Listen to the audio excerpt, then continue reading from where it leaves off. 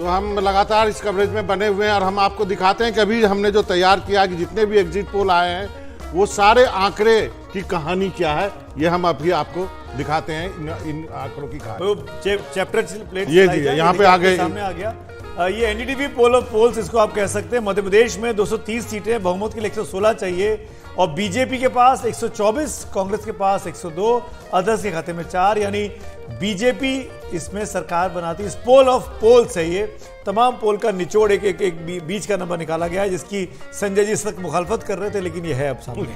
छत्तीसगढ़ में 90 सीटें हैं, 38 बीजेपी के पास, 49 कांग्रेस के पास, जहां कांग्रेस की सरकार रिपीट हो सकती है। राजस्थान में 199 पर वोट हुआ था, 200 सीटें हालांकि, 100 का चाहिए नंबर, 104 बीजेपी के पास और 85 कांग्रेस के पास, यानी यहां बीजेपी अशोक गहलोत की सरकार हार रही है, बीजेपी की सरकार बन सकती है। पोल ऑफ पोल्स यही कह रहा है अभी। अब लेकिन हम बात करेंगे अभी तेलंगाना की।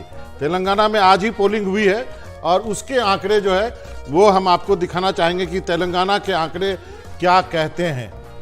तो मैं एक इस पर रिएक्शन ले लेते हैं। हाँ जी, हाँ जी। ये जो पोल ऑफ पोल्स है, और इनफैक्ट संजय जी तो गुस्सा हो जाएंगे मुझसे, तो संजय जी मैं पहला सवाल आप ही से पूछना चाह रहा हूँ, बगैर नाराज हुए, बगैर परेशान हुए, अगर ये नंबर है 124 मध्य प्रदेश में भाजपा को और 104 राजस्थान में भाजपा को। नहीं सुमित, गुस्सा होने की तो कोई बात ही नहीं है, सिर्फ मुस्कुराने हंसने की बात है कि मतलब मैं भी इसके फेवर में नहीं रहता हूं, लेकिन क्योंकि मतलब यह है कि कोई भी चीज का विश्लेषण करें तो उसका कोई तरीका होता है।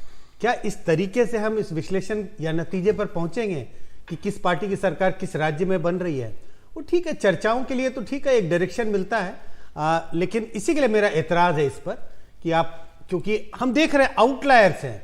एक पोल जो है एक पार्टी को, बीजेपी को मध्य प्रदेश में बड़ी जीत दिखा रहा है और दूसरा उसको हारता हुआ दिखा रहा है। अब आप इसका निचोड़ कैसे निकालेंगे? बिल्कुल, तो ये दिक्कत है। और दोनों का अलग अलग तरीका रहा होगा सर्वे करने का, अलग अलग। कुछ बड़े अच्छे शब्द हैं जी, इसको घनात्मक संयोग कहा जाता है कि आप तो ये बहुत ही सघन बातें हैं और आप जानते हैं कि मतदाता, मत का मतलब बुद्धि और विवेक होता है, और हमारे यहाँ जो सबसे गरीब तबका है वो अपना बुद्धि और मत का प्रयोग करके आज बक्सा में उसने सब फेट सील कर डाले हैं।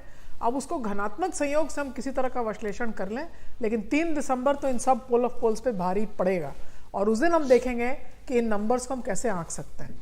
इनफैक्ट आपका क्या रिएक्शन है अविनाश पोल ऑफ पोल्स पे? एक वो पोल ऑक्टोपस आया था वर्ल्ड कप फुटबॉल में जो प्रेडिक्ट जो जीता था, तो यहाँ पे एक ऐसा का ऐसा पोल ऑक्टोपस चाहिए जो बताए कि ये पोल ऑफ पोल्स जा किस तरफ रहा है। पर मैं अभी भी ये मानता हूँ कि ये जिस तरह का आपने एक वो फाइनल निकाला कि भारतीय जनता पार्टी को राजस्थान में एक इनबिल्ट एज मिलती है, क्योंकि कोई एक परिपाटी बदलने के लिए बहुत सारे प्रयास की जरूरत रहती है और कांग्रेस ने काफी अच्छा चुनाव लड़ा, लेकिन वो जो इनफाइटिंग थी उनकी और वो एक ही वर्ग रिवाज कायम दिख रहा है। मुझे अभी तक उसमें कोई बदलाव की ज्यादा उम्मीद नहीं दिख रही, पर चुनाव सरप्राइजेस होते हैं तो देखते हैं 3 तारीख को। पर जो मैंने पहले कहा, रिवाज इतना बदलेगा कि डिफीट की मार्जिन जो है वो 25, 21 या 56 नहीं रहेगी। मेरे पास तेलंगाना का भी पोल ऑफ पोल्स के हमारे पास आंकड़े आ गए हैं। तेलंगाना में क्योंकि आज ही पोल हुआ और अभी तक बहुत सी एजेंसीज अभी सर्वे कर रही हैं, वो आंकड़ा भी आपके सामने स्क्रीन पर है। 44 पर बीआरएस, 62 पर कांग्रेस, यानी कांग्रेस को क्लीन मेजॉरिटी कम से कम तेलंगाना में मिलती हुई इस पोल ऑफ पोल्स पे दिखाई दे रही है। उमा के पास चलते हैं, पहले आता हूं रजत।